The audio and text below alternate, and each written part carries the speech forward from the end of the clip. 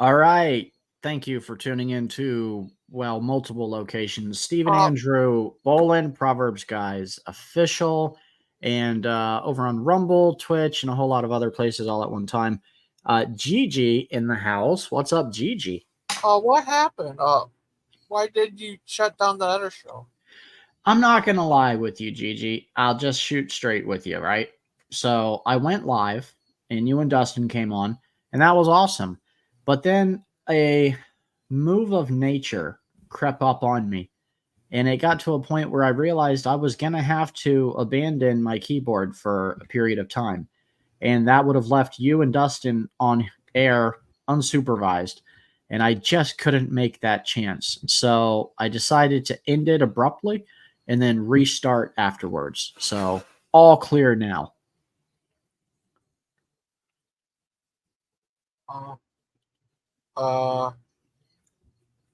Where's Achilles? Achilles, I think, is probably, he just got a new assignment. And with his new assignment, he was giving a new tool. And I believe he's probably tinkering with and fine-tuning his new tool. My turn. Where is everybody from the other side? I thought they were going to come hang out with us. Who, Dustin? Yeah, Dustin and Deviant and Claude and Maud and Peter. Definitely my buddy Peter. I text Dustin. I tried calling you and it doesn't work anymore. Yeah, I changed my phone number. Why?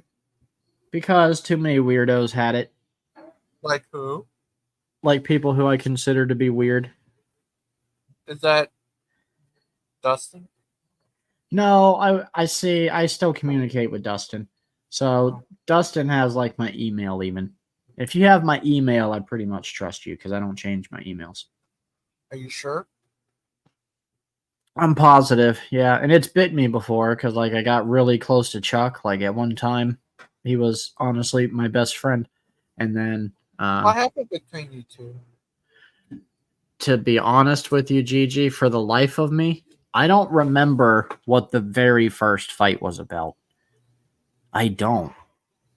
I think it had to do with pagan feasts, maybe. And we blew up at each other, and I don't remember, Gigi. I vaguely remember the second or third fight because we've had like 4 of them.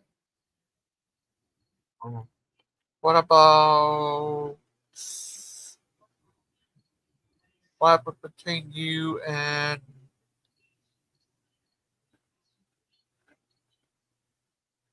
Burr Pike?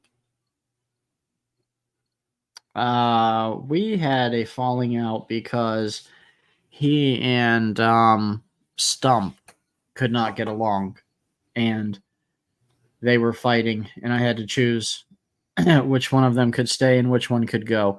And Stump was already a host with us, and I had been friends with him a lot longer, so I was just more loyal to Stump, so I chose Stump when it became an ultimatum. What happened between you and Stump? I don't have any beef with Stump. As a matter of fact, I might try to go up there soon and do some soul winning with Stump there in Chicago. Would you like to have Stump join your show? I love Stump. He's welcome to swing by anytime. What about Lupin? What happened between you and Lupin? Yeah, Lupin just wanted to do his own thing. Lupin wanted to have control over what his shows looked like and what he was able to do, and I get that. But he is the man dude. He is the what? The man dude. The Manding? Dude. Yeah. Man dude. He always The liked man to say dude. man. I don't know. Who do you think they hate the most over there? Is it me? Is it Lupin? It used to be Stump, but I don't think it's Stump anymore. I don't know. Oh, I thought you guys were going to have a Lions Den. It is. Yeah, it's supposed to be. But Andrew had to call out, and Ryan's having dinner with a friend first, and I'm not sure where President Dan is. And it was already over 45 minutes late, so I just decided to lend my assistance and come start the show. And hopefully the Proverbs guys will start funneling in soon. What about Achilles? Achilles is one of the best people you will ever meet in your life. He is an angel. And don't you ever say anything bad about him. Not even the Funny fly. guy. Do what? He's funny. Yeah, is he? Yeah, he's a funny little guy. He's just so funny. He's just a likable guy. He's funny. Who is? Achilles. You get excited whenever Achilles comes on. That's cool. He's just so funny. It's just when he talks, it's just so funny. What I love about Achilles is how intimidated the other group is by him. Like, they really tremble when he comes in. Oh, guess who's here? Yeah. I don't think that's Ryan, so no cigar, Christian Pock. We have to try again later, Sparky.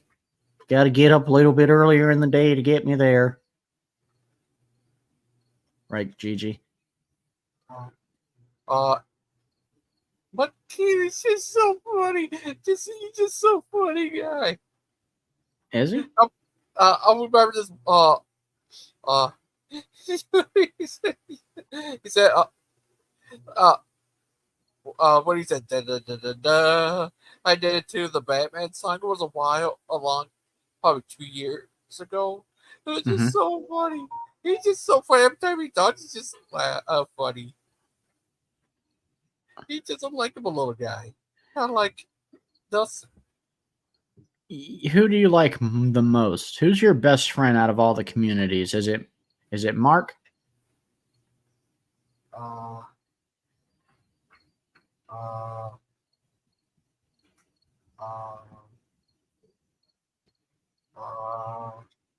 No.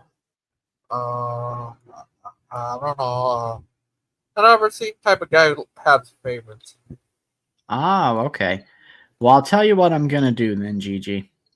I'm going to share this 7-minute video with you. And by the end of it, I think it's going to answer a lot of questions that you have. Okay? All right. This is a Gen Z influencer who comes clean about pornography, the occult, and abuse. So I hope you guys let this go to your heart.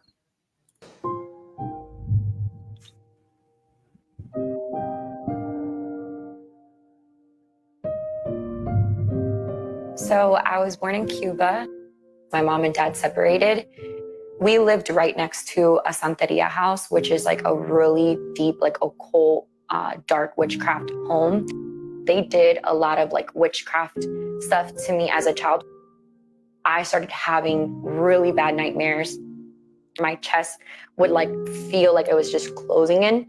And then you're like trying to express, but you're like shaking, you can't talk, like just overwhelming fear. My mom applied for what is called a bombo, which was like a lottery ticket in Cuba. I came to America then with my mom, my new stepdad, and then my new little sister. My mom started working overnights. I would be left with my stepfather at the time. He had a lot of pornography. I was like either 6 or 7 when he started molesting me. That whole season of my life, even now when I try to think about it, is like such a blur. But I do recall just feeling like confused. Things started getting worse. So like the alcohol got worse, the like physical abuse to my mom got worse. It just got darker and darker and darker every year, to the point where then I was like, I literally physically cannot take this anymore. Like, I'd rather not be alive than be in this house. I told my mom like what was going on with my stepfather. The next day, my mom took my sister and me and we moved out.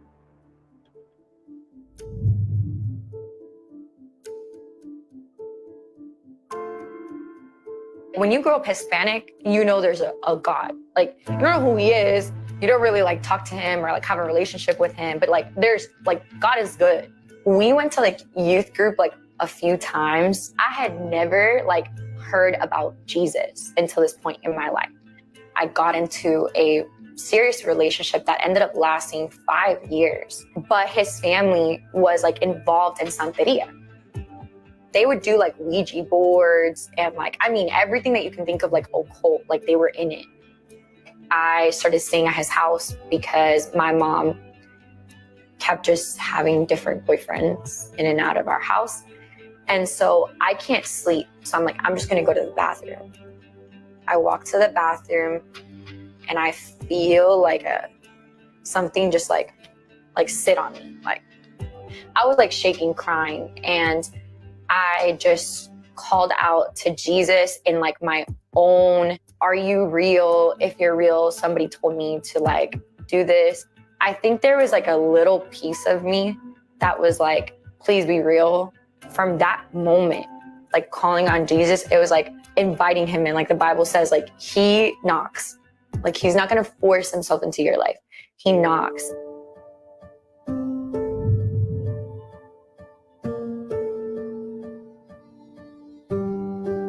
We were living paycheck to paycheck. I felt the weight as the oldest sibling to provide for my family. So I started this business, and a lot of the business, like people were talking about Jesus all the time. I'm going to their like conferences and I'm listening to like their trainings. And at the end of that year, I get invited to another conference. And so I walk in, Carrie Job is on stage. I don't even know who she is. She's like talking about her testimony, and she shared about a miscarriage. It was my first time like hearing someone not just say my life sucks, this is hard, I'm crying, like this is horrible, but also like there's hope. So they did a altar call, and like I stood up and I was like shaking, and they were like, share your story. I was like, I think I just like gave my life to God.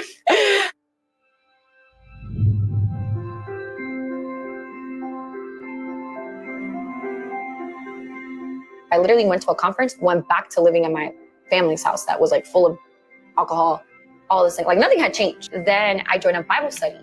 For the first time in my life, I had someone seeing into my life, speaking into my life, correcting me, but also giving me like a path to follow. And so that was the first time I opened up to anybody about struggling with porn.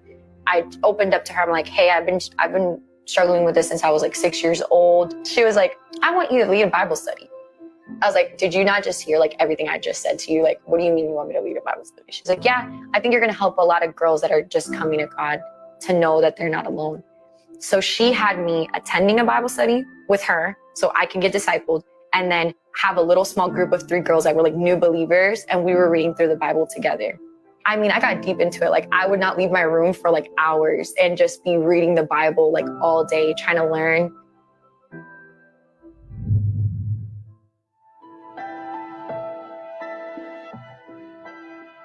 She's like, well, the next step you need to do is get baptized. I got baptized, moved. I start like serving, like I'm serving every week, but during this whole time that I'm serving, I'm like super involved in church. Like I'm still battling with pornography and depression and anxiety. I just wept, and I was like, God, like, I know you want to use me in ministry. I know you have this calling on my life, but I'm struggling so bad, like with this. I need you to like help me break free from these bondages, this addiction, this depression. I got up and I like felt lighter. Like after the prayer, like I physically felt lighter. And I was like, I'm just gonna take that as a sign, like God set me free. So I downloaded TikTok and I posted my testimony. That video within a week had 1 million views. Within 2 weeks, I had 2.1 million views. I'm getting DMs, like just paragraphs of women that have never, ever talked about being molested or struggling with porn. I felt like a call to help them.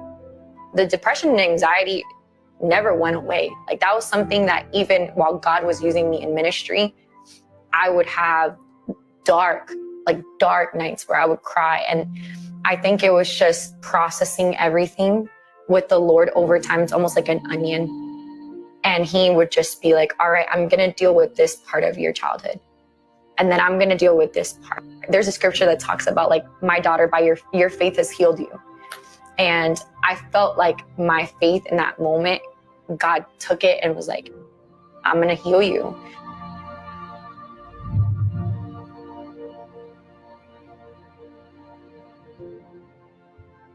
The trajectory of my life changed because I surrendered fully to God. Ministry, opportunities, use whatever it is for his glory. I started traveling, preaching. I try to push this message through my social media every single day that regardless of where you come from and regardless of what you've been through, I don't care how dark your story is or your past is or whatever that looks like, I think that God is a redeeming God. I'm the first Christian in my family, and I thank God for that. He is the Father I always needed. All right, Gigi. And that is why you don't play with pornography or, excuse me, witchcraft. You serious? Would you agree? Yeah. The two are very powerful. They go hand in hand, and they both will destroy your life. So we're going to start showing testimonies on these Lions Dens every week because nothing irritates an atheist like a good testimony to Christ. So that was testimony number 1. If you are addicted to pornography and you are depressed and you are going through all the other motions, you can be delivered from that form of witchcraft. So hit us up and we'll tell you how to do that. Right, gangster? You're going to walk them through the 10-step process? I guess. What about Achilles? I could send them and a course through Achilles. Achilles is like a modern Apostle Paul. He is spiritually a eunuch. He has no interest in falling in love whatsoever. He just wants to spend the rest of his days serving the Lord. And we got to respect that. Even though you were telling me backstage how mad it makes you. Because you said you had a friend or a cousin or something that you wanted to try to set him up with? No. You didn't say that? No, my cousin's, I think, married. Oh. Well, it wouldn't matter anyways because he doesn't he doesn't want it. Oh, okay. What if he marries what's her name? Here's the one lady he likes, like Gaggo.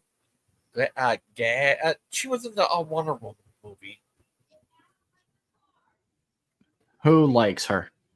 Achilles. What if she comes to him and asks him to marry her? Will you think he will Would you really want to though? Like honestly? I don't know. I don't know. Oh, witchcraft. It's rich. Oh no. What about that one guy who was on your show before? MC, I think. MC? Who are you talking about now? I forgot. It says MC something. Amazon Music. He came on your show saying that he's into Luciferian. You called him out for it. And I don't remember. But yeah, when I do see When I see a Satanist, I call them out. What if you see arm raw? I think Brett was mad at me for a while because while he was doing his show with the Satanists, he really wanted me to go on there and be a Christian voice to counter their opinions. And, I don't mind being on a regular with. Oh, man. All right, I'll tell you what. If that is my boy Stump, you wouldn't mind flashing your camera real quick. Yeah, I thought so. Yeah, all right. So, yeah. There was a troll trying to get through the gate, but I ain't letting it happen. I'm Pentecostal, and I anointed the doorways of my dwelling, and I prayed over this place so that no Christian pack shall enter. What about Lupin? I don't know. I guess that's up to Dan. Hopefully Dan comes by soon and saves the day. What about... He's a much better host than me. How come they're not giving Dan a chance over there, Gigi? Why don't they give him a chance to get comfortable with the position before they attack him? That part confuses me. And I know you don't have nothing to do with it. I know you're friends with them, so maybe you could ask them. I don't know. He's sick. Do they just not like Dan? I don't know. Okay. What do you think of that guy Bubblegum? You know what? When I first met Bubblegum, I could not stand him. He used to drive me so crazy because that first time we had a debate, it took him like 45 minutes. Kim, you'll have to flash your camera so we can see you if you want to join. Wow, I didn't get to see you, so. All right, well, no thank you. Probably just our regulars tonight. Yeah. Where were we, gangster? That's all right. What do you think of? But yeah, Bubblegum. He's a funny, crazy guy. Bubblegum. Yeah. He's grown on me now, man. And at least he defends Christianity sometimes, even though he's a polytheist. Out of all the people on that side, he defends Christianity more than some of the quote-unquote Christians. He believes that all life is created separate. Mm-hmm. Even though all the dogs are created separate from each other. What do you mean all of them were created separate? Like each species of dog they think is different than another? Created separately? Yeah, they didn't come from each other. Well, some of it we've observed through man's manipulation we have done. Like with dogs, especially and horses. I mean, that's observable. So that makes it science. That's what separates real science from garbage science, is if you can observe it. It's when you add on millions of years or even hundreds of thousands of years that you'll never be able to prove that you can't have observed. That makes it a fake pseudoscience. Yeah, it's crazy. He believes they're all separate, created. Yeah, it's crazy. The things I do for you. All right. How's it going? Hi, how's it going? I had to whip my phone out because I don't have a webcam. Oh, sorry. I appreciate it. I got Christian Pike trying to sneak his way on, so I just suspected that everybody is Christian Pike. I suspect that this Doug McBugs is Christian Pike. Who is this? Anybody know Doug McBugs? How will you know you're not still Christian Pike with a beard on? I mean, I don't know. Doug, could you maybe flash your camera for us backstage, bud? Can we see your face? Well, yeah. Come on, show us a smile. No? That's kind of weird, man. Well, what's up, Kim? How's it going, what's man? Up? I think we have talked before, and we have. Lions Den, haven't it? Before. What's that? Yeah, you believe and hold to evolution, correct? Sure, but that's actually not what I came to talk to you about today. Oh, okay. What's up? Yeah, I wanted to just quickly give a countering voice to the video that you just presented. Okay. And I wanted to maybe front that one young lady's negative experience at the hands of a bad individual who happened to be a practitioner of a foreign religion should not be taken as an accurate description or representation of that religion and its history and its beliefs and practices. That's the one thing I wanted to say, is that, especially being Hispanic myself and understanding the very bad relationship that a lot of Hispanic people have with the church and its history, and how it very aggressively stamped out native faiths and religion in South America and in the Caribbean. Maybe this is not something that you might want to be showing to your audience, because I think it's no, it's a little I absolutely and do. It's very irresponsible. I'm not really worried about whether or not I'm disrespecting somebody. I do want to warn them that imminent judgment is coming, and no other religion can save them except that of Jesus Christ. So by exposing some of the demonic elements of these other religions, whether these acts represent the religions as their whole or just wonderful testimonies of how Jesus has saved people from various religions in these demonic times, I'm going to give these people's testimony a platform. Because if they have really not Jesus, they have not nothing. That you say this, considering that Santeria is a syncretism of native Afro-Caribbean faiths and Christianity. These people would claim the same tradition that you do. Well, you just said it's a mixture, so it's polluted. It's a syncretism, meaning the two faiths have meshed successfully together. And well, so they claim the that. same religious tradition that you do. I mean, the Christian church claims the same thing. They claim they've been able to incorporate paganism into Christianity, and they just whitewash pagan holidays with Christian names. They did it with Christmas. I've never heard a Christian church say that. Well, it's absolutely. What churches are you going to? I'm Baptist-costal on my mother's side, so Pentecostal and Baptist. And then on my dad's side, I'm Hebrew. So I have multiple aspects of the faith I'm coming at this. I've never heard. What I mean to say is I've never heard a Christian professing institution admits that their holidays are actually pagan in origin. I know that's a talking point that you hear sometimes on the atheists side. Well, I've never heard that from a Christian. Okay, I do get tomatoes thrown at me when I share my opinion, but no, the facts are the facts, and almost every single holiday Christians are supposed to celebrate that are biblical feasts, we don't. And then all the pagan holidays, which are about sex and immorality and child sacrifice, we stole from the pagans, we stole their identity and culture, and we whitewashed it and called it Jesus fests. Every holiday we serve, we do it in Jesus' name, and it's got pagan origins that's covered in blood. Huh. Oh, Tim. Well, that's very refreshing. Oh, Tim. Yeah. Oh, I have Spanish and Portuguese heritage, too. Oh, is that a fact? Yeah. I found out on 23andMe. Whoa, great resource, 23andMe. Lots of good work by geneticists there. Gangster, did it tell you kind of technology that lets us know that chimpanzees are our genetic cousins? I was just about to ask Gangster. We'll get to the genetic cousins thing because they leave out so much information to get to that conclusion. But Gangster, did 23andMe tell you that you were part Neanderthal?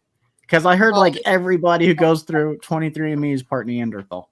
Not everybody, but a lot of people have Neanderthal DNA in them, yeah.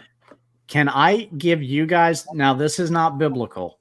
I'm not telling you that this came from the Bible. This is Stephen's opinion from biblical research and historical research. I think that there is some credence to the Neanderthal man, and I think they are part human. I actually think they are descendants of the Nephilim.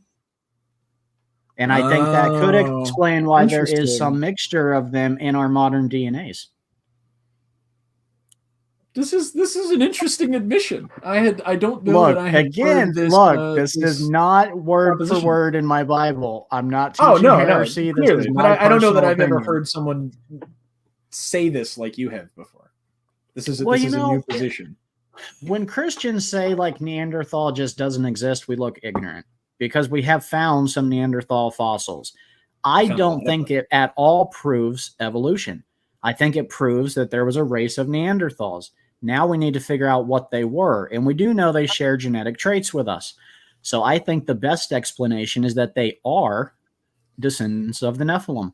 Well, Neanderthals are not the only precursor species of genus Homo that we've found. I don't think that's provable because we have the bones of the inner link. Well, you have pieces of the corpses, and then you find like 5 or 6 bones to the species, and then you draw out the rest of it on a piece of paper, and you say we found it. I think, there's only Lucy was a pretty complete skeleton, dude, and that's much earlier than anything I was about to say. It had so many forged parts, though. Now, there was one, and I don't remember what it was called, Homo erectus maybe, but there was one found after Lucy that was more complete. Like, Lucy is actually a bad example for you guys because they had forgeries. Like, I think they used a human foot bone or a human knee bone completely. No, I mean, they added bones from other species to the Lucy specimen. Yeah. Like, they've proven that part. Which bone? Gangster? Go ahead, Gangster. Oh, Kim, what if I'm related to you? We might. Hey, man, that would be pretty cool. Yeah. What, crazy? I also have 59% British and Irish, so I can be related to Steve. There you go. That's true. That's true. Is that weird? Turkey britches. We got some game players tonight.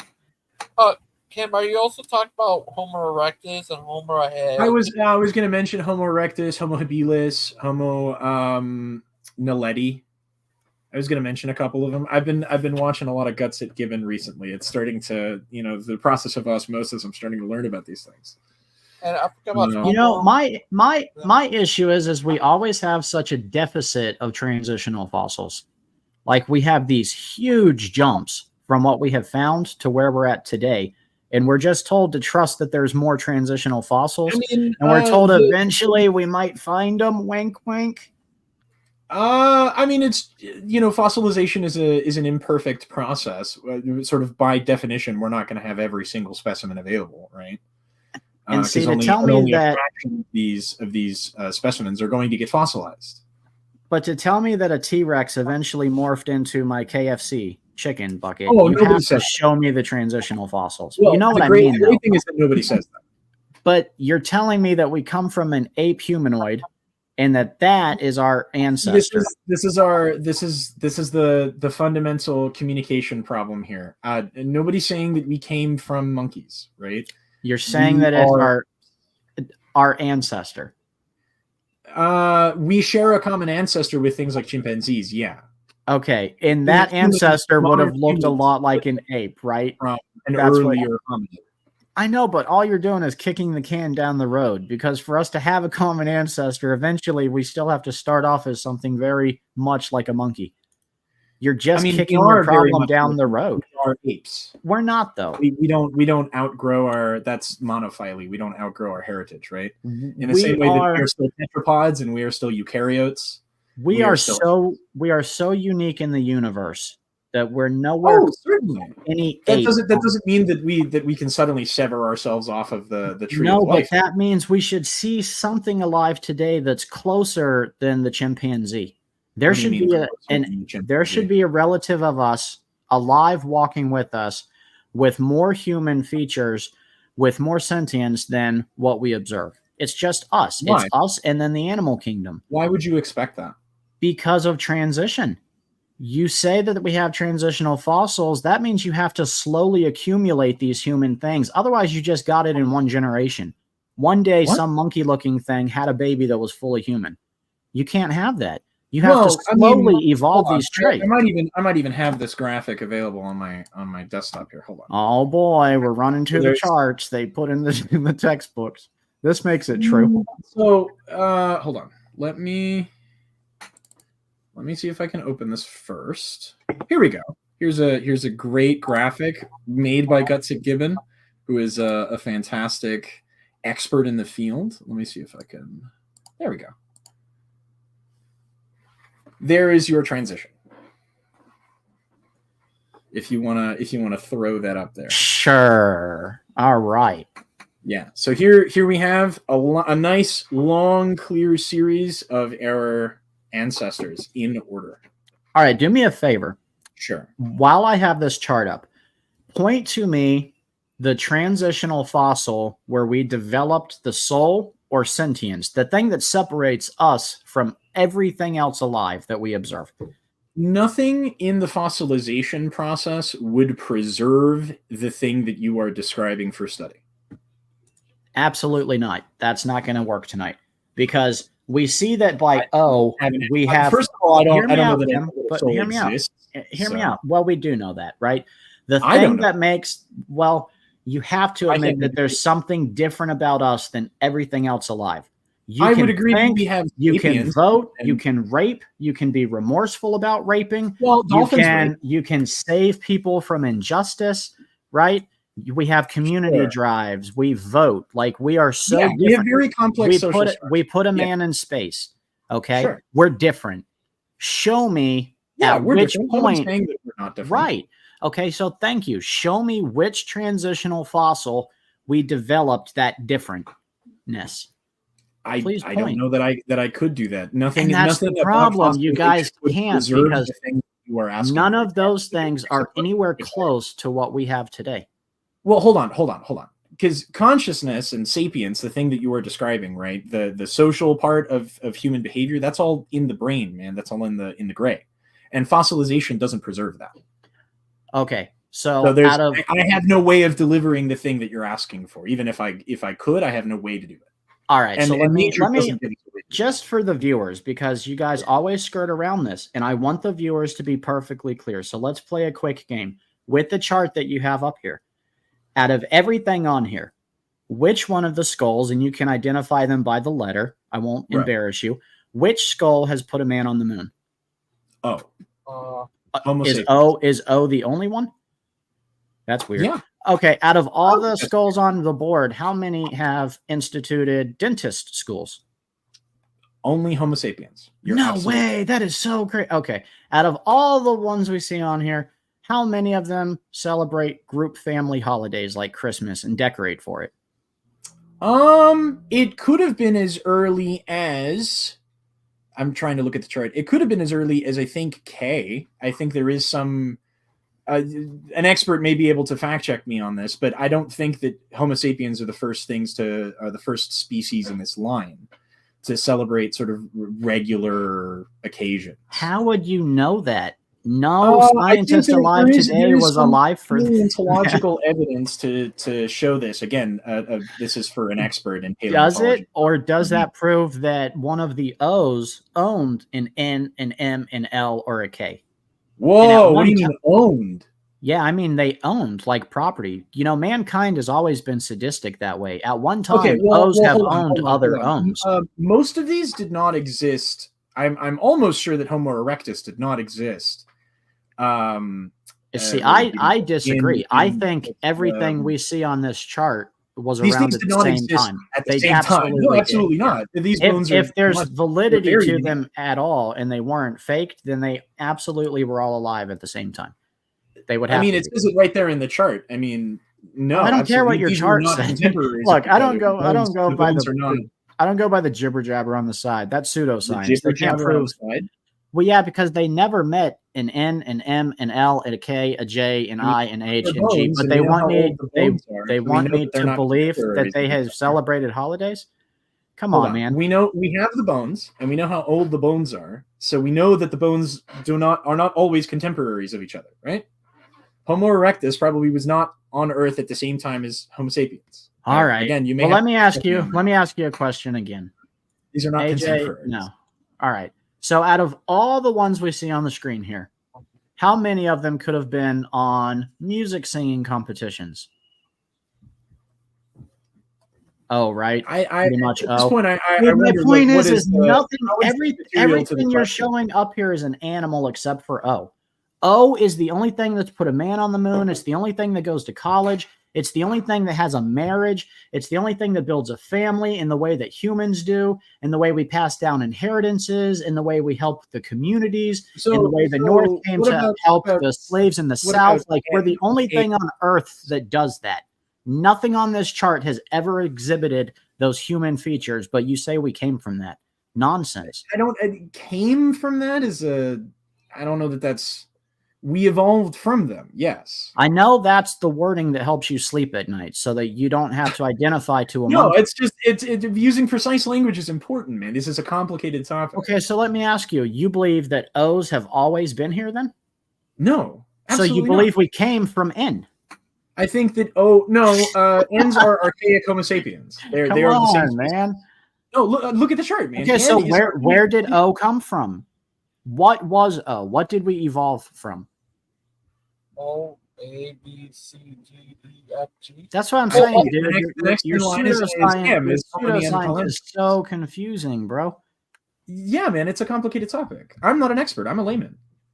I'm not a scientist. I can't explain the delicate intricacies, but anybody can look at this chart and say, "Oh, wow, yeah, look at all of these similarities. Look how the structures become more complex over time and more defined over time." That's the problem, though. You guys always say, "I can't explain it. The scientist can," but the scientists can't explain to me either. They say, "Oh, we're related to these things."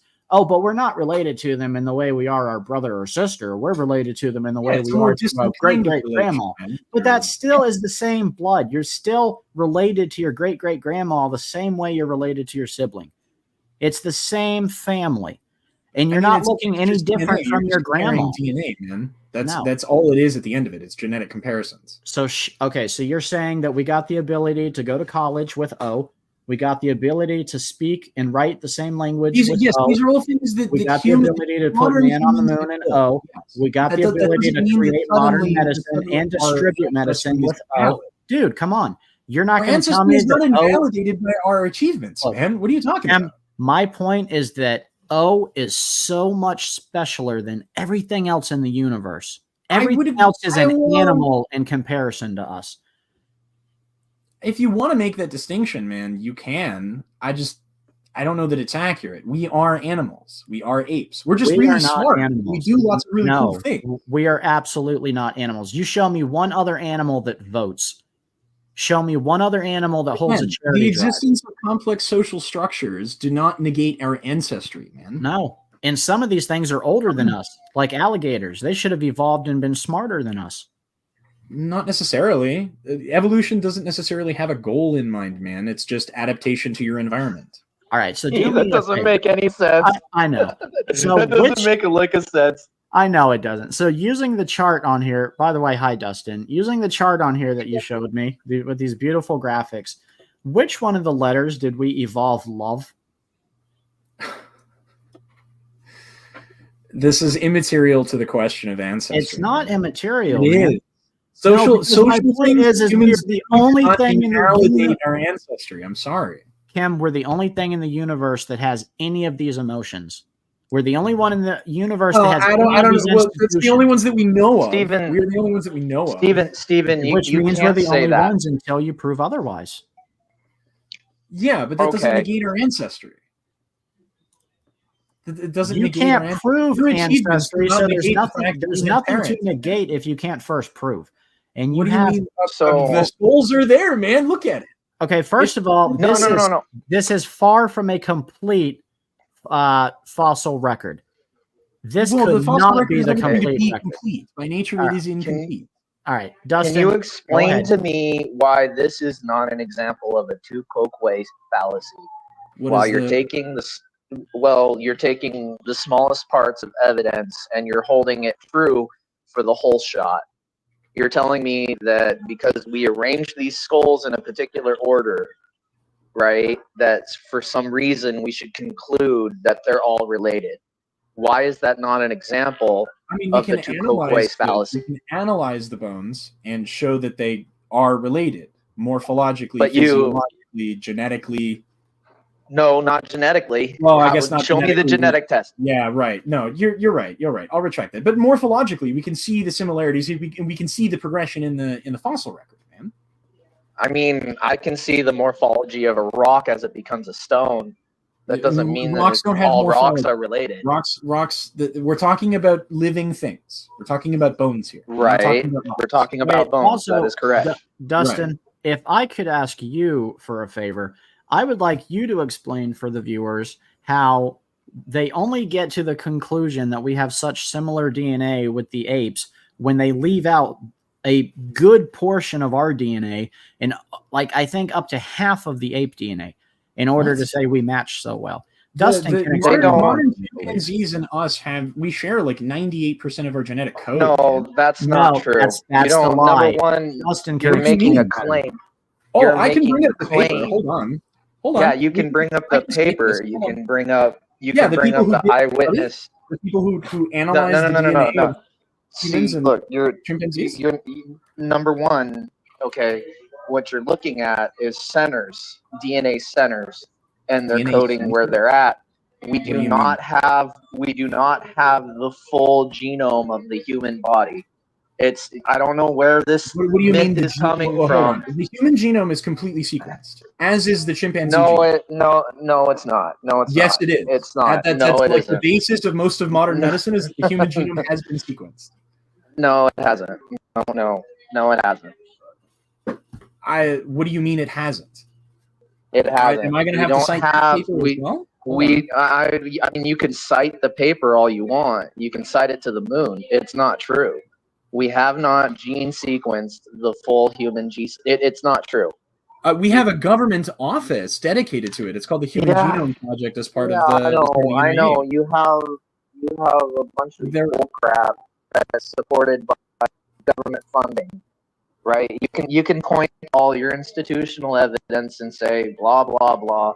The truth of the matter is, we have not genetically sequenced the whole human genome. It's not true. That's not a real thing, right? What you're looking at is DNA centers, right? And you're taking a comparison between the two, and because you can select the areas where you're picking from. I've never heard anyone use this term. What does DNA centers mean? So, your allelic genetic frequency, right? Uh-huh. So they center on allelic genetic frequencies. Okay, so in other words, they target specific portions of the genome to compare to a monkey's genome, right? Because they do not have the full sequencing. They don't have it. They compare you're saying they don't have the full sequencing because they don't have the full sequencing. That is correct. I don't know how else I could explain it. I mean, it's really. So no, it's the real argument. It's the truth, right? They don't have the sequencing that they claim they do. They don't. Okay, so they're just lying? You think they're giving no. Look, like every scientific paper, there's an element of sensationalism, right? So like, yeah, maybe there was embellishing. Okay, but when you say 98%, I mean, yeah, I guess you can call it lying. Okay, I mean, it's not like scientists conspiracy, and I have no answer for this. Okay, well then you're just claiming that there's a conspiracy you can claim to fake the human genome. That's ridiculous. How do you think that, like, genetic tests would work if we didn't know how the human genome? We don't have genetic tests. Do you not believe in paternity tests? Because that's what it is. In what? Paternity in what now? No, it's not paternity test. Jesus Christ, dude. What do you think a paternity test is, man?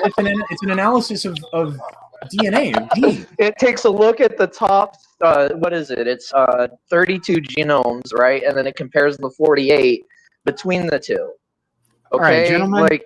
Right. Gentlemen, I'm going to share this 2-minute video. We're going to go ahead and watch Creation Ministries International, so not a scientifically above board institution. Absolutely, it is. These people are not scientists. Well, we're going to explain how you're practicing pseudoscience. So if you'll allow me 2 minutes. Sure, play it. Thank you. And today, a complete map of common human DNA only became available recently. The Human Genome Project was launched in 1998, but the goal of providing data on the complete genome wasn't achieved until May 2021. And sure enough, the latest detailed decoding of chimp and human DNA shows that the supposed 98.5% overlap is way off. A report was published in 2018 by Richard Buggs, professor of evolutionary genomics at the University of London.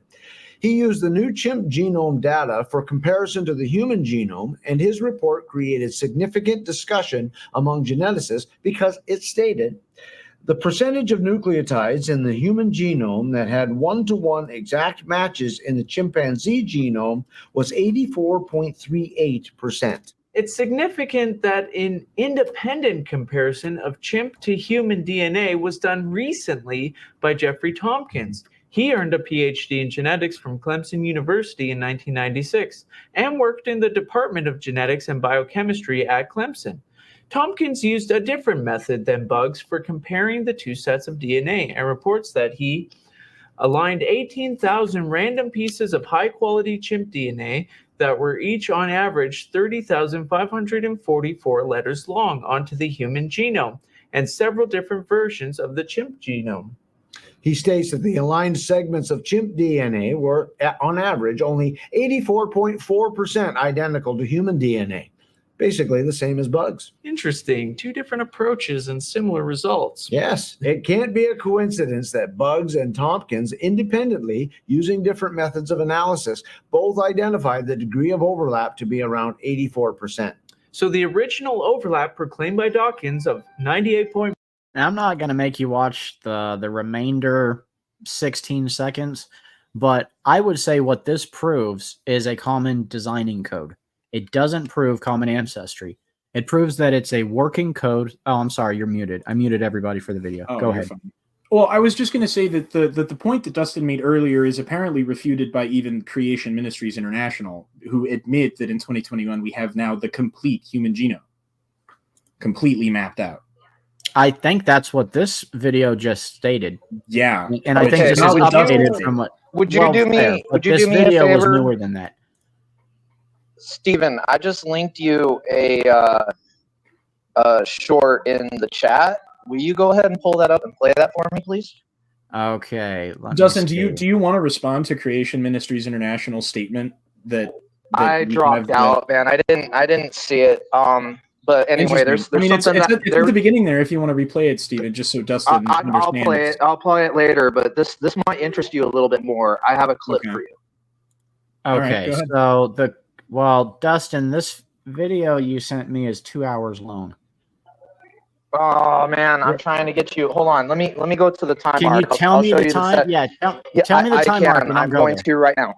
I'm going right now. Hold on, give me a second. I might drop out. All right, sorry, Kim, but thank you for bearing with us. And yeah, Gigi. No, you're fine. I looked at the thing and I couldn't find where it would say that about the name. I don't think it was. That's what Dustin's going to do now. He's going to find the time mark. Let's see. I mean, at the 23andMe, it doesn't say anything about the Oh no way! It's Mark Reed. Mark, another thing that I want to just point out: the two individuals that were cited in that video, I can't find a single paper published by either of them. Just a bunch of blogs by Creation. That doesn't take away from their education or capabilities. It does take away from their claims if I can't find them and see the data that they're presenting.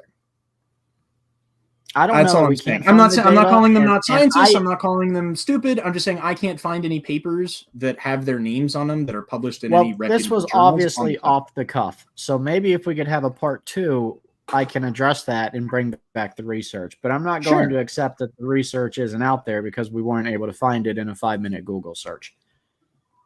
It would be really weird for an institution like creation.com to make a random claim like that that could easily be validated as false in 5 minutes. I don't think it would be that strange at all, but go to time marker. Hold on. 135 and play from there on. What is it? 135. 1 hour 35 minutes. Okay, 135. Got you. All right, and play for how long? Not long, about a minute, maybe 2. Okay.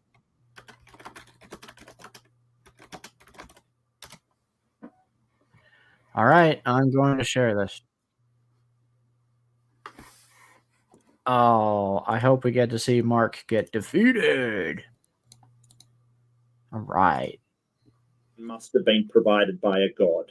I don't get that.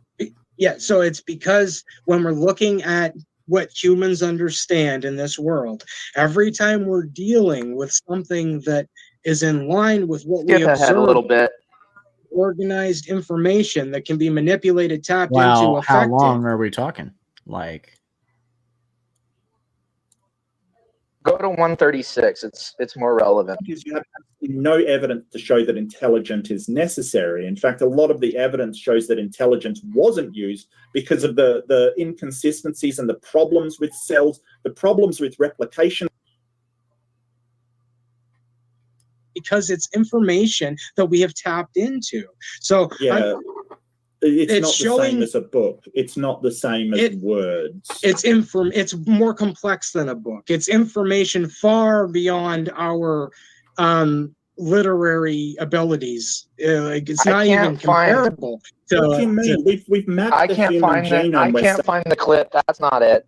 That's not the clip. I was gonna say I'm not sure what the relevance of that was, Dustin. Yeah, so I'm glad well, you're no, it would they directly note that the human genome is not completely mapped out in this debate. But I can't find the time clip. But yeah, what's his name? Mark Reed here admits completely that the human genome is not completely mapped out.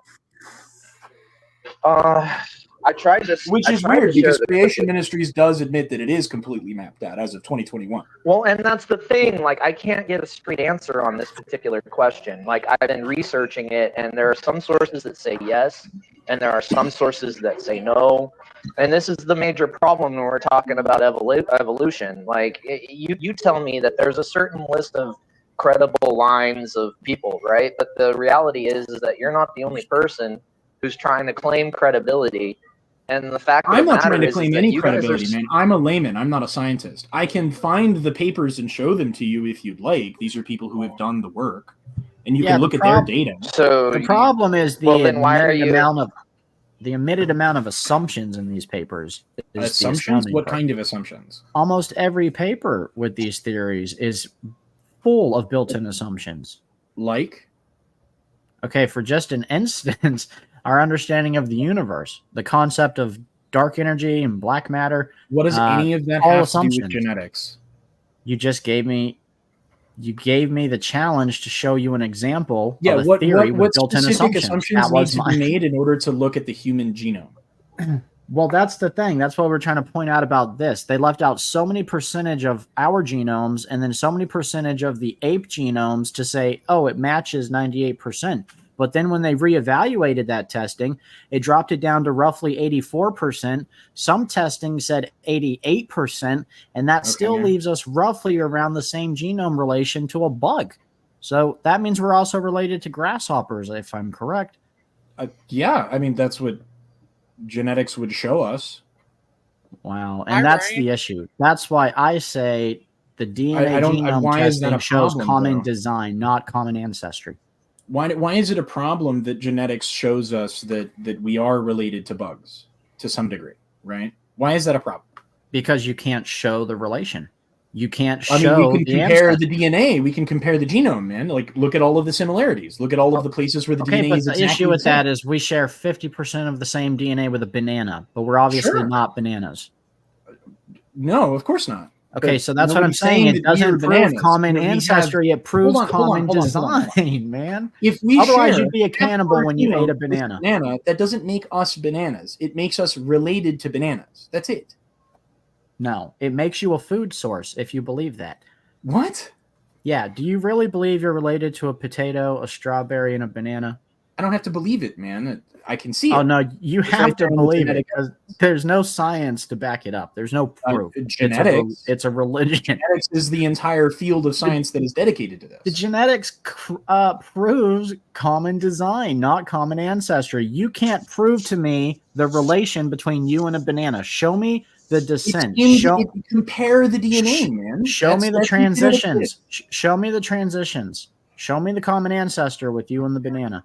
Prove it the to me. transitional species thing, dude. Like, this just isn't how any of modern science. No. If you're gonna tell me that this is how we ended up here, and it's because of this, you got to show me the evidence. You're gonna show me how we ended up here. I'm not gonna take your word for it. I can show you the genetics, man. I can show you here is the commonality. It's in our genetic code. You can show me a matching code. You can show me a similar design. That's all you can show me. You can't show me how I'm related to the banana.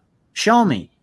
You're related genetically. Show me the transitional fossils. Show me one transitional fossil between me and a banana. Do it. Show me a transitional fossil between a banana and a potato. Is there one? I'm sorry, man. This just isn't how it works. I know, but that's how it has to work.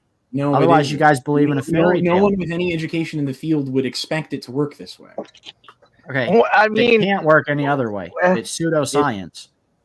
I'm sorry, man. Really? This just isn't how it works, and it seems like you're misinformed about it. No. Pull that chart back up. I want to make fun of it a little bit more with all the different I've already closed on my PC. I can send it to you though. I can send you the file if you'd like to have it. No, thank you. I can't imagine I would ever need that garbage. Okay. I mean, and Ryan, welcome to the show, brother. Hey, thank you, Stephen. I appreciate that. Hi, Ryan. How was your dinner date? Having dinner with my friend David that was on my show a while back. Yeah, I remember. Yeah. We're just having a little dinner. He just needed to get away from it all for a while, so we just had dinner together at a pizza place. That makes sense. Steven. Yeah. Gigi. In that 23andMe, I don't know where to look to find how much it says Neanderthal you are or something. If it's not listed on the rest of your DNA, then you don't have any Neanderthal. Oh. All right. Well, I'm going to stop sharing that, Dustin, because I'm not going to search through the whole video. Although I do enjoy watching Mark get debated. And I'm not sure why. It's okay. Like, AJ thinks that Mark Reed is the best atheist defender on YouTube. For real? Who is it? Atheist Junior? Yeah, he thinks Mark Reed is the best debater on YouTube for their side. I mean, that's an interesting opinion, but he's really good for me. You think he's good for what? He's a little bombastic, but I mean, it is what it is. No, so you're saying that because the genes of a monkey and the genes of the simian and the Homo sapien are so similar that they're related, then can you explain to me why interspecies transplants take in pigs better than they do with monkeys? No, I'm not a medical doctor. Are you sure? You're not a medical doctor, but you don't expect that you don't accept that as any kind of evidence to the contrary. Because, like, if I'm your cousin and I have a kidney, interpret that. Well, then let me explain, because this might be an interesting point of fact for you. Dustin, to prove your point, also, whenever we need like heart valve replacements, they either go to pigs or cows. Like my grandmother had a cow heart valve. They don't ever use. I don't have to be or any other monkey, just because we're not as similar as they pretend. Did that guy take off? Oh no! Point up with me before, and I don't think my answer has changed. I don't know what the mechanism is for biological rejection of organ tissue. I don't have an answer for you. I'm not knowledgeable enough on the subject. Well, but you don't think it's odd at all. I don't think that you're qualified. But you don't think either. But I don't think you're qualified to read me a Dr. Seuss book. But what difference does that make? Well, my point would be that any layman can tear holes. You're probably right. I can't read. So anybody can do it. Like evolution is easy to disprove if you just use logic. Even Einstein said that the chances of the universe even existing in the beginning is mathematically impossible. Like, that proves that there's a hand holding the whole universe together. That sounds like Einstein's opinion. That doesn't sound like a mathematical fact. And also, that's, it's an appeal to probability, and I don't think that this is how we should look at these things. I mean, Now, what is this mathematical? Can you wait? Hold on, Stephen. Hold on, Stephen. Hold on a second. Wait. Right now. What is a mathematical fact? What is a mathematical fact? Can you explain to me what a mathematical fact is? I was using these words colloquially. I'm not like trying to dunk on you here. I'm just saying that with a sample size of 1, I don't think we can really make appeals. No, I agree with that. I completely agree with that. Right. I understand that. Okay. That's all I was trying to say. I think this sounds like Einstein's opinion. This doesn't sound like something that's material to the conversation, and an appeal to probability is inappropriate here because sample size of 1. Appeal to probability, like, well, I mean, what are you doing when you say that the likelihood of evolution versus God? I mean, the whole thing is an appeal to probability. I don't do that. You can't have. It's not that everybody is less likely. You're full of crap. You're full of crap. Hold on, man, because you just put words in my mouth, Dustin. It's not that I think that your proposal is less likely. I just don't think it works. I think it doesn't comport to what we observe in reality. It does not. Well, then you can explain to me how.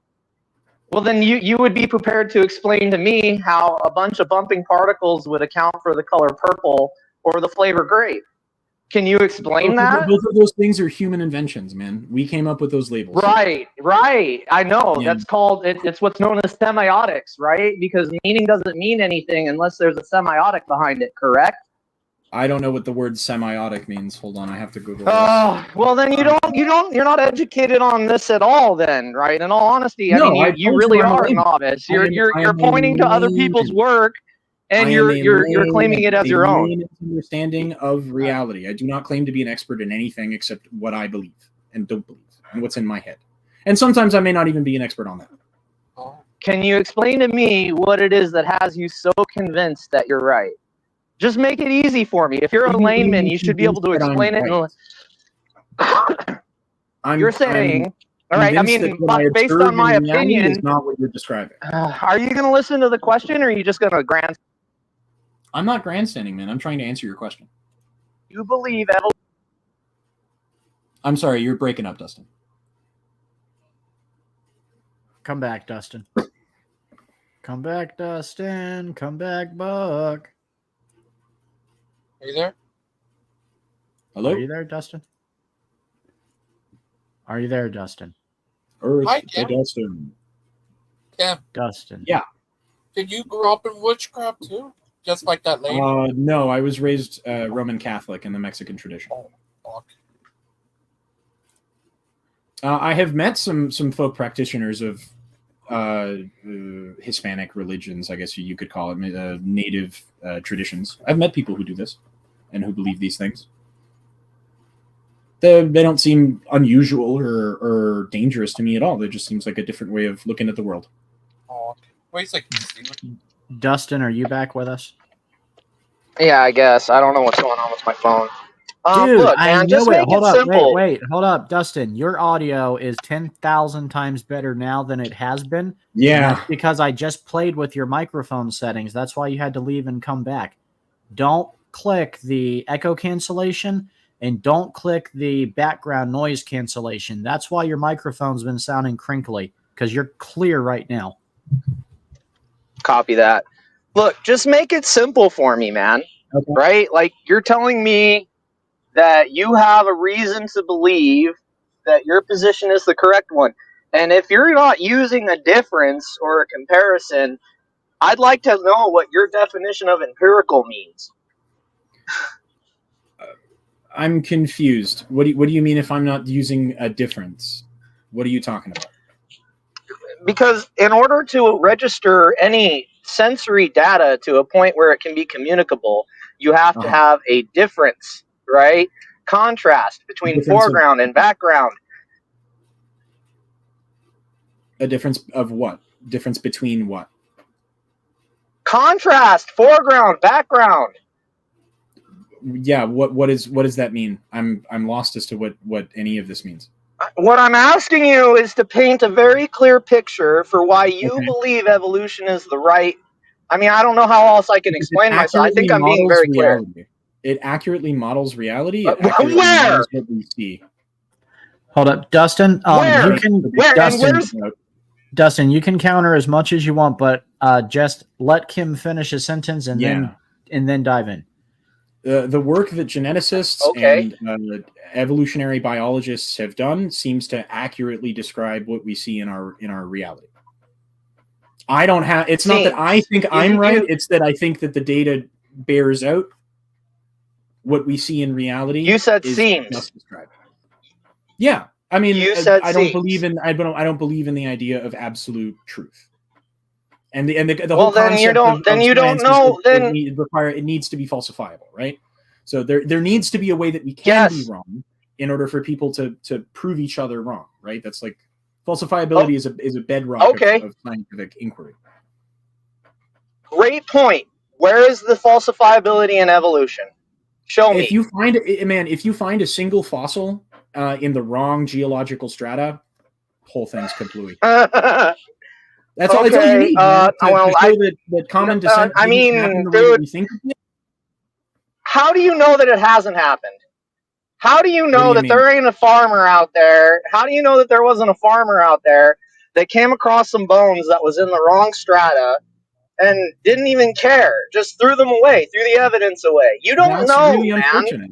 You're over here trying to tell me. I would hope that the farmer would call somebody and that experts would come over and evaluate. I mean, what are the odds that would happen? I mean, can you be on? And given the fact that we've been farming for a lot longer than science has been like a real thing, I mean, can you honestly look me in the eye today and tell me that if I was to call up somebody and say, "Oh, I found this fossil in the wrong frickin' layer," that they would even listen to me? I think you would have paleontologists crawling over themselves to get to it. I think you're full of it. I really do. Discovery in all of paleontology. Yeah, I think you're full of it, man. I think it's been.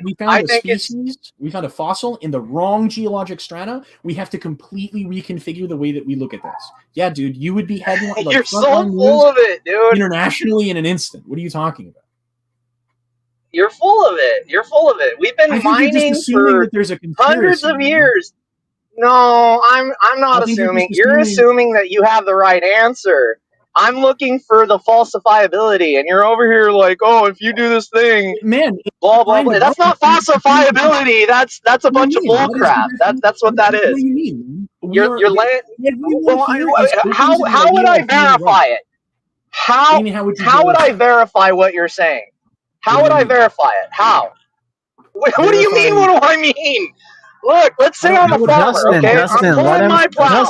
Dustin, you gotta let him answer your question, man. How would you verify it? Well, man, if you happen to find a bone or a fossil that's in the wrong geologic strata, call somebody, and that's how you would verify it. Right. Verify the falsifiability of what are they called? Developmental Evo. I mean, the modern sort of, because it's not like we're all Darwin. Do you notice how? Do you notice how the evolutionist will point to genetics and claim that this is the evidence for evolution, and then when you ask for falsifiability, they'll point. Now I got to be able to finish before you cut me off. I mean, but okay. That's fair. No, that's fair. genetics isn't evidence. Genetics isn't evidence for evolution. It's not. It's not. You can claim that until the cows come home. But if that was the case, then we would have pure, verifiable, so that a common man can understand it, evidence that evolution is real. Like I can open up the Bible, I can read through it, and there's evidence in there that a common man can understand, right? You're pointing to bones and you're saying genes, to evidences that are outside of our immediate access. Now, can you provide me an immediate access falsifiability for evolution? And don't waste my time. I don't know, man. I'm not a scientist. This is a question that you should ask to a scientist. Okay, well then what you're telling me is what I'm left to conclude from this conversation is that you're unreasonable. You won't accept unscientific evidence, but you'll claim that it's the scientific evidence that is convinced you. If you don't have a full grasp of the scientific evidence, maybe it would be a better position for you to sit in as agnostic. Dustin, I have a question for you from the audience. Big Bad Mama wants to know, okay. Have you ever studied the molecule clock? The molecular clock. Sorry. And Big Bad Mama, the molecular clock. Yeah, he's gonna point to his little piece. He's gonna point to his little piece of paper that has a bunch of dots that point out supposedly the timelines for which every break in the clade took place. Yeah, I know what he's talking about, and I reject that because you weren't alive back then, and I mean you're literally taking. Do you believe that scientific evidence can only be collected in situ and in medias res? Because that's not how anybody does. If you had scientific evidence, you'd be able to prove it in real time. You wouldn't say, "Oh, look, probably good," but I'm a layman. I'm not even college educated. Scientist, and I'm a double dropout. If a scientist could prove it, there wouldn't be all this debate, dude. You're just like you're not a scientist. True, I don't know. Maybe I died this with the wrong person. I don't know. I'm just trying to figure out. I think you might be barking up the wrong tree with some of these questions because I'm not an expert. I understand what has been shown to me and demonstrated. Well, to me. I mean, have you considered any of this? Yes, of course. I had to. It was part of my deconversion. You considered these things.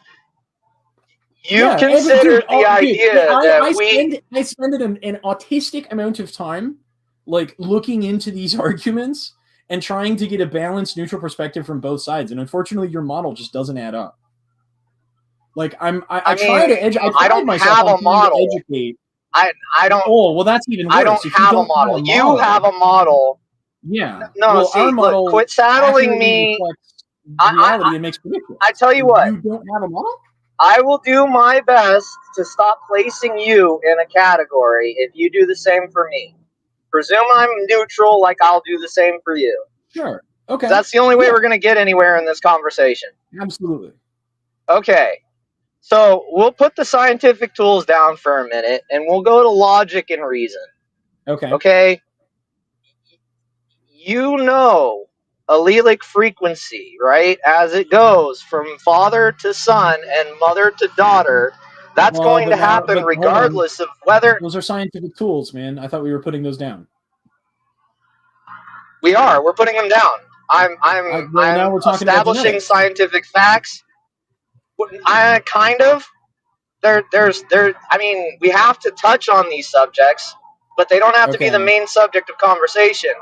I'm laying out some logical consistency and some bricks here so that you and I can build a picture together and we can see if there's collaboration or if there's chaos in the picture, okay? Okay. All right. Now come with me on this thought experiment. We're going to go and look at some things here. All right. So we know that evolution, regardless of whether or not it's true, there's still going to be people passing their genes down, correct? Yeah, sure. Okay. So if I was to say that passing down genes is an effect of common design, you would say that I'm cherry picking the data and coming to a conclusion that best fits my personal proclivities, wouldn't you? No. Why not? Because that wouldn't be my first question. My first question. What would be your first question? Can you show me the designer? Can I show you the design? So you would presume, right? Well, I mean, if you would presume that I would have the ability to show you, you would presume that I would have the ability to show you the designer, the thing that made me, that I would have power over the thing that made me. Mr. President, I don't know about power over. I would just ask you to point me to him. I don't know that is the true president, Ryan. We've had a couple imposters try to sneak on this evening. So I've been leaving him back there because if he is the real Dan, he can surely let him there. That's Dan, guys. There we go. All right. I was waiting for my song. You're saying. Oh, wait. Hold on. So you're saying. But wait a minute. I'm saying hi. But as a guest, he's got to sing me "All Hail to the King" then. Or no, "All Hail to the President" or whatever. Hello, welcome. To the chief. Hail to the chief, Dan. Okay, Hail to the chief.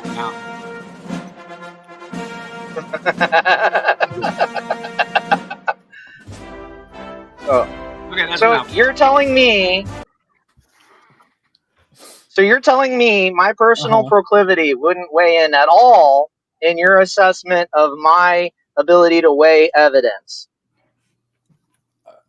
Okay, well, you have given me a claim, right? This is indicative of common design, right? And so the next logical step would be, okay, can you present me the designer? I mean, that's not presuming that it has something. But that's not presuming that I would have a personal proclivity, because if I had the lack of ability to point to the designer, then you're leaving me with one choice on the table, aren't you? That it's just my personal proclivity. I don't have anything in reality. So no, I mean, what are you saying? If it's not my personal, I would take the position that you have just made an assumption. And if I could, though, which is a personal proclivity, Justin, if I could, if you want to call it that, yeah. I want to flip the script though, because religion is. I'm in the middle of something, Stephen. Evolution. Okay, all right, never mind. Rounds to prove your point. I'm sorry. What's going on, Stephen? I don't know where Dustin went. Did Dustin leave? Yeah, I think he rage quit. Which is unfortunate because I thought we were having an okay conversation there. But oh well. Dustin, if you're still watching, you're more than welcome to come on my channel anytime you want. We can talk about this. Hi, Dan. And I won't be as. I'll try not to be as combative. Hello, Gigi. How are you today? I'm doing great. I'm just working. I've got an appointment tomorrow with an appraiser, so there's still some more stuff on the property I have to do. But anyway, I just heard the topic and curse you, Stephen, for that's a joke, guys. That's a joke. Bringing up this topic, because I couldn't stay away from this one. And thank you so much. And that's Kim. I don't know. Kim. So that's like a blur Kim.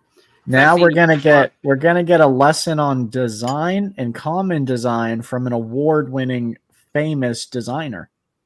Well, that's why I had to jump on in, because I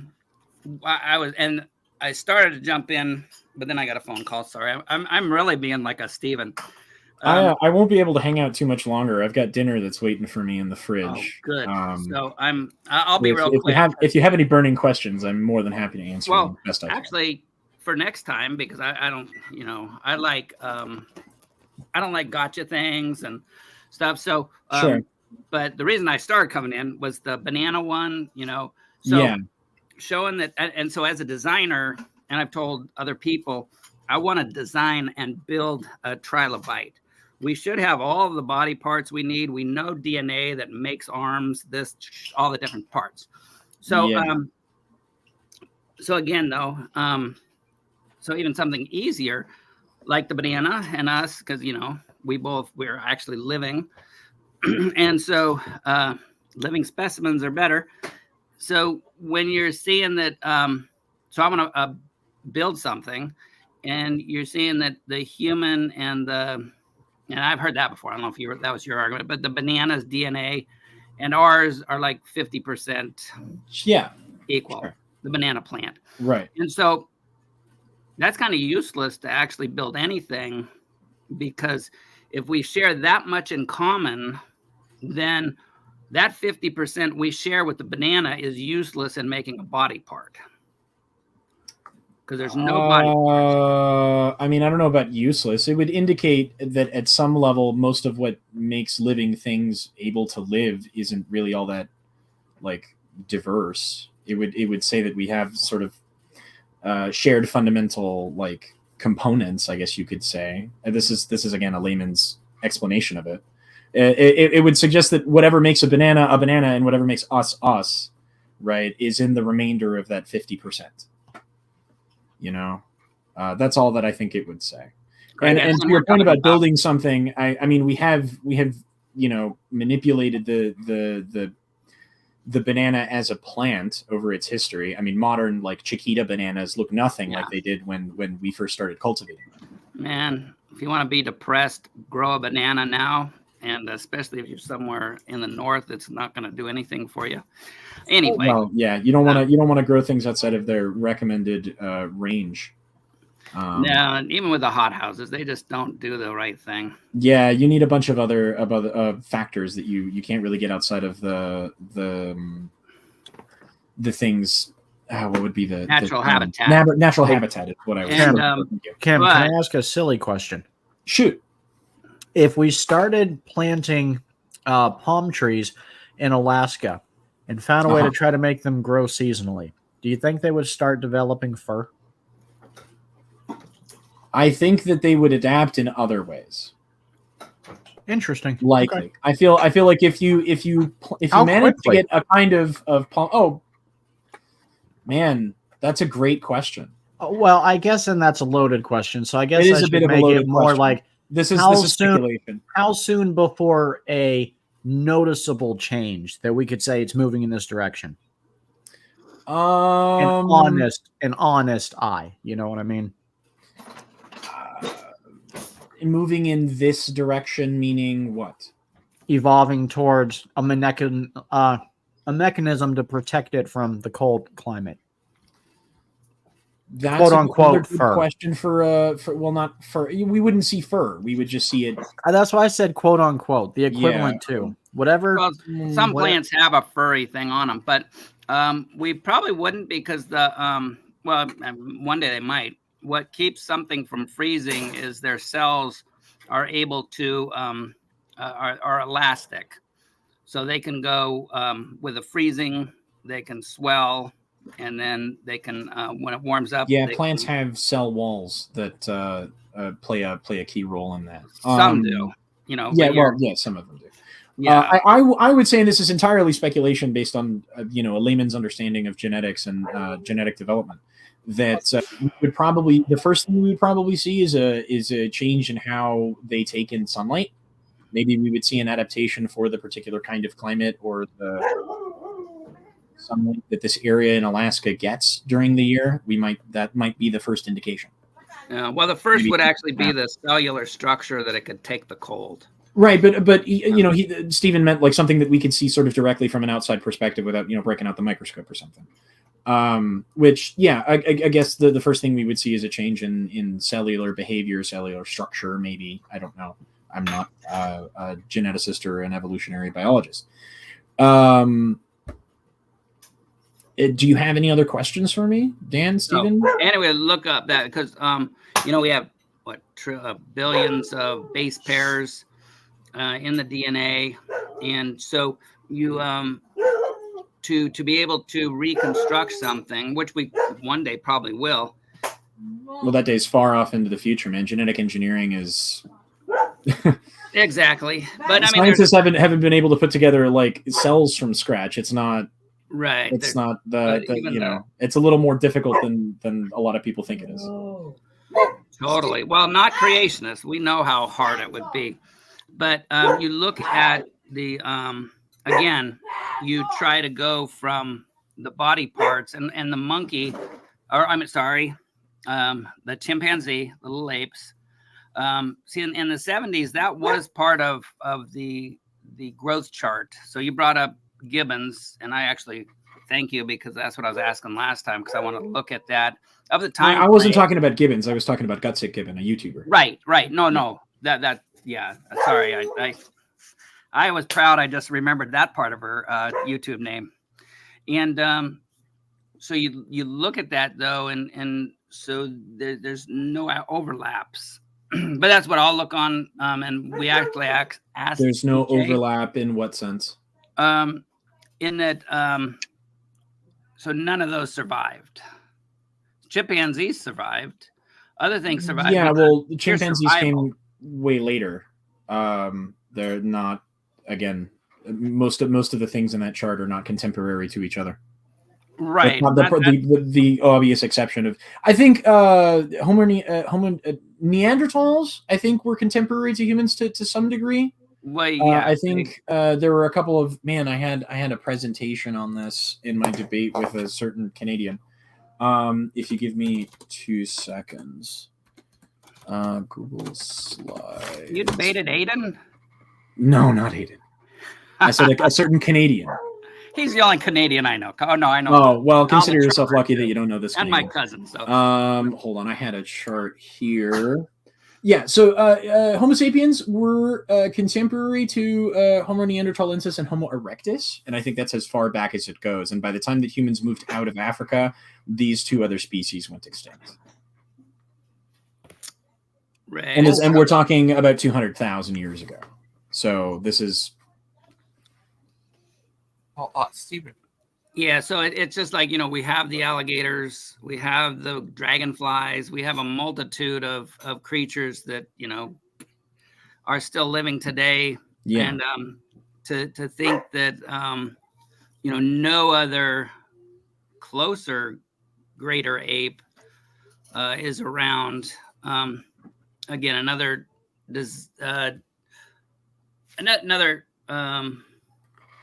Well, I mean, we would expect that the member of the family there that is most adapted to their environment would succeed, right? So alligators are the most adapted species for their environment, and humans are the most adapted species for our environment. And dragonflies are the most adapted species for their environment. Oh, now I so clarify. And good, this is fun. Next time I'll have time. Sure. I hope I have time when you're around. Is that so you had the population of Neanderthal or whatever. And now some are saying that we might even be descendants of the Neanderthal, or at least have where we have the DNA shared. That they were very it's just intermingling, not necessarily descent from, but I would have to exactly that we were breedable, which doesn't make them a separate species, then I would think. Speciation is a bit more complicated than just interbreeding. Things like hybridization is like a thing that we observe. Well, I thought different species. No, I mean, it's a good rule of thumb. If it can't interbreed, then it's probably a different species, right? But it's not a hard and fast rule. There are other criteria that would be in play here. I'm not an evolutionary biologist. These are questions directed at an expert. Oh well, I am. No, I'm not. I'm joking. So we're on the same plane, but I'm gonna have to get going. Same. I have to go get my dinner heated up. But thank you guys for having me on. I really appreciate it. If you guys want to check me on my channel, Tear Your Hair Out, I'd love to have you guys on anytime. Tear your hair up. Tear your hair out, spelled like the animal. Can you put that in the private chat there? Yeah. I'll drop the link real quick. Hold on. Or the public one's fine. Yeah. Hold on. Let me just shamelessly plug my channel here. Hold on, guys. It is in the public chat. We all have in common. And then in the private chat. There you guys go. It's been a pleasure talking to you guys. Gangster, I will see you later. Gentlemen, have a good night. Bye. Have a good evening, Kim. Thank you so much. Oh, Steve, I have a question. Are you guys still going to have that show tomorrow about Noah's Ark versus the Epic of Gilgamesh?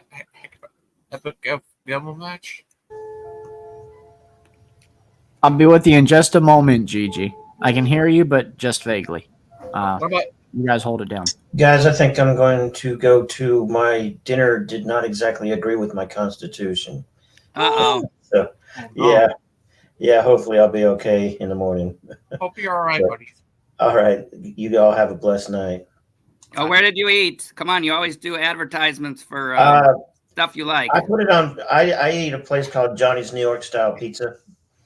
I put it on Facebook. You can look at it, Dan. You're always giving us recommendations. So if you're constipated, Go to Johnny's who? It's the opposite. I've eaten there before, but I had I had pasta with Alfredo sauce. I think that might have been what did it. Oh, that's un-American. That's un-Italian. So, yes. No, I was saying if somebody has constipation, they should go eat that stuff. No, I have the opposite of constipation. I promise. Exactly. If you have constipation, I recommend eating the Alfredo. Yeah. I agree. A cure for constipation. Eat at your favorite restaurant. Good night. Good night, Ryan. Gangster, what are you doing? Oh, nothing. Are you guys having that show tomorrow? At the Noah's Ark versus Epic Gilgamesh? Not joking, it's not me. Just has a similar thing. I'm purple. I don't know, actually. Sorry, Gigi. I was waiting for Steven. Albert Einstein never said that. Albert Einstein never said that the existence of the universe was mathematically impossible. Another lie from Bowling. Bowling? Hey, let's go bowling. So do you know he never said that? So Idiot Junior, you just made did a quote, hearsay quote from Darwin. So so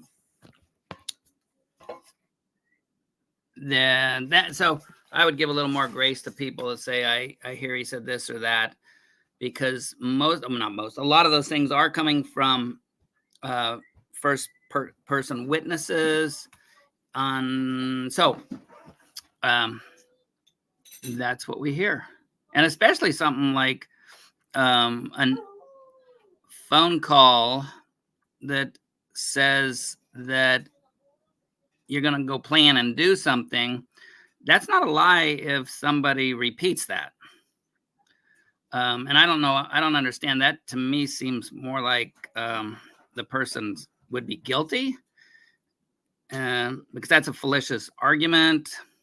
And nobody knows what I'm talking about. But Steven, where are you? He's back on the moon. He's back on the moon. Oh, Dan, could AJ join? Could AJ join? I'm leaving, so if Steven comes back, Steven, come back. Da, da, da, da, da. Okay. Oh. That's why Dan doesn't do the singing. Gigi, you can sing the song, though. Steven, come back. We're gonna miss you. Steven, come back. Oh, you do it so much more. Yes, it's what's it called? Scheduled for tomorrow. I don't know. So, yeah, I've been kind of working a lot. So another from AJ, the most incomprehensible thing about the world is that it is comprehensible. Not at all if it was designed and created and has laws to it. The thing that is, to me, incomprehensible is that it is so ordered. It is not chaos. We can look at the design. And something, I don't know if you guys, Gigi, maybe you can say, did they talk about the epigenetics? And is there study of the epigenetics that actually is the above the genetics that controls? That's why you have skin instead of ghostly flesh tentacles. My tech guy is adding in for us. And so you have just the right amount of skin. When you get cut, you're not gonna heal with a huge bump unless it's really a bad scar scraping, because the genetics are controlled. Yet another layer of complexity above the already complex DNA. And so who else we got here? Let me send. Oh, it's like somebody's sending a link. I can't do that link. I'll have to go on the private chat. Now I know I've heard of our guest before because I've heard of that station. Ooh, there it is. You can sing more in between. So, Big Bad Mama's on his phone.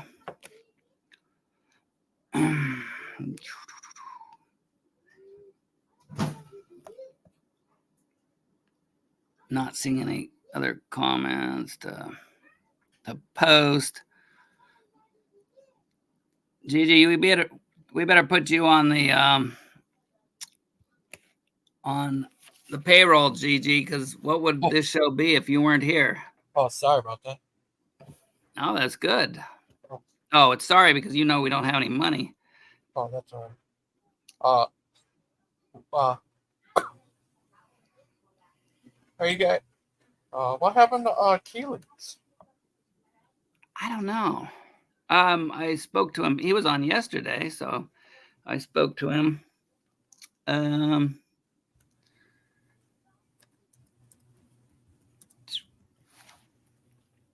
Grasshoppers are cool. They very well are, unless what if it turns out you are a grasshopper?